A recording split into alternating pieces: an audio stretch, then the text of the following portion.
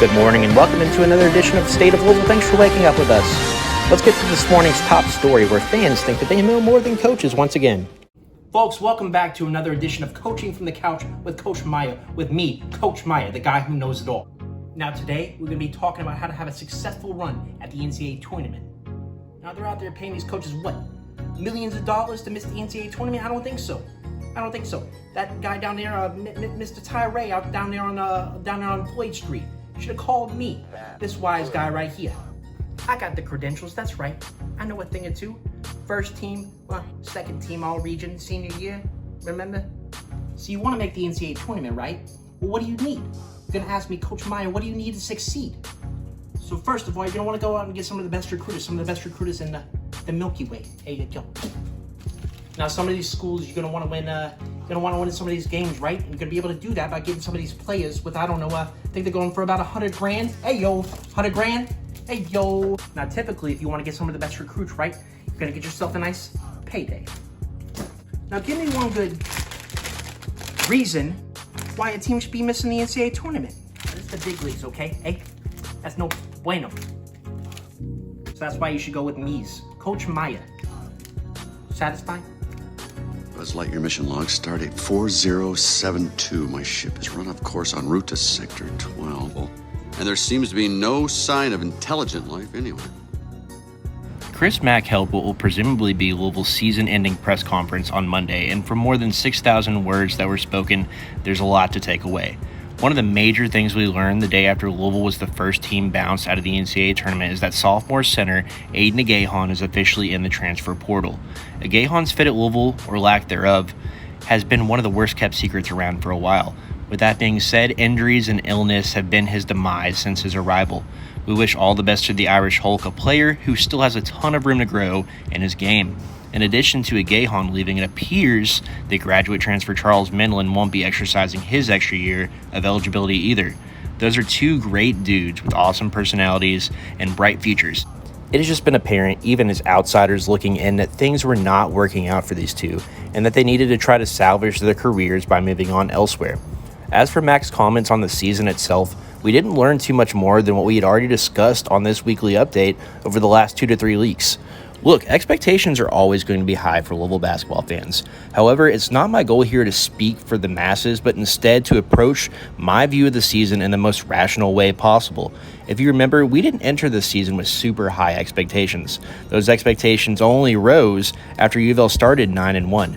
The reality is that Louisville was one of the youngest teams in the country this season. Its best returning rebounder and defender was out for 17 out of 20 games. Louisville did start 2 freshmen and 2 sophomores the entire season. All of this is true and played a factor in Louisville's demise down the stretch. Ultimately, I think we can take away more positives from the season and from the Coach Mack era as a whole than people will readily admit. People are so quick to forget that Louisville was, at times, dominant and very exciting when Mack had a talented roster. Louisville rose to number 1 in the nation last season. The Cardinals were going to have a double bye in the ACC tournament, and they could have been as high as a 2 or 3 seed in the Big Dance. People have so quickly written off Mack's successes to point out his failures, when 2 of his 3 seasons have been drastically affected by COVID-19, and his first season went beyond expectations. Finally, as for that silly style of play argument that people are so persistently bringing up, I don't know how many times and how many ways we have to say this. Louisville basketball is not going to be a slow it down type of team under Chris Mack. Mack is not a guy who generally likes to slow down the pace. However, Louisville has no choice this season. Carlik Jones, David Johnson, and Samuel Williamson played 35 to 40 minutes per game every game down the stretch. That was not by choice. Josh Nickelberry was hurt and sick. Agahan has been out due to injury. Menlin has been out, and when he came back, he could not provide what the team needed. There was literally no options behind these guys. They had to play that slowed down style.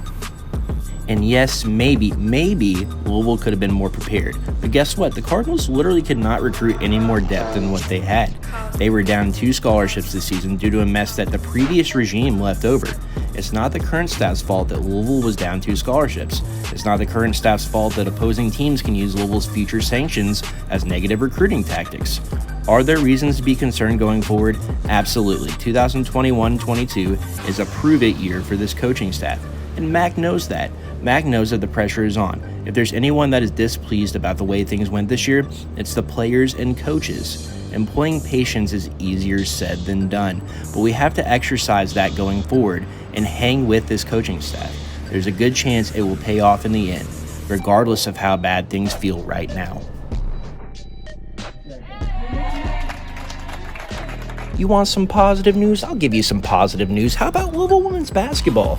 The Cardinals drew the number 2 seed in Stanford's region and opened against number 15 seed Marist on Monday the 22nd. It says a ton about how great of a coach Jeff Walz is that Louisville earned yet another top seed, and the fan base is just ho-hum about it.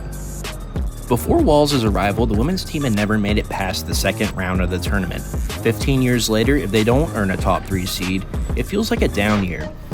Is this year the year for Louisville women's basketball? It sure feels like they have a chance. The cards are deep, 1 through 5, and every player embraces her role. Finally, Dana Evans just feels like a woman on a mission. Given the fact that one men's team in the state of Kentucky made the tournament, we should all be super invested in this year's women's tournament. What's going on, everyone? This is Matt McGavick, the baseball correspondent for State of Louisville, and this is what happened last week. First off, the Cards got the week started with a nice, well-balanced win over Murray State to rebound from their series loss down at Georgia Tech, and then they followed that up with a 3-game sweep over Boston College in a top 20 weekend matchup. Next week, they'll be on the road all week as they face Eastern Kentucky and NC State. Last but definitely not least, we wanted to mention that this was the 1-year mark since Breonna Taylor's death. A year later, there's been a lot of change for good around the city and the state.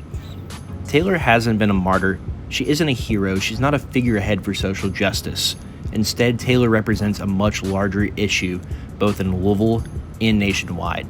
She represents the struggle that Black people and minorities in the United States face every day, a system designed for her to fail, a justice system that is more dangerous for some people because of the color of their skin. On that front, we talked about this week why in Louisville, the more things are changing, the more that they're staying the same. For more news and notes and stories around the state of Louisville, Louisville athletics, and much more, tune in to thestateoflouisville.com.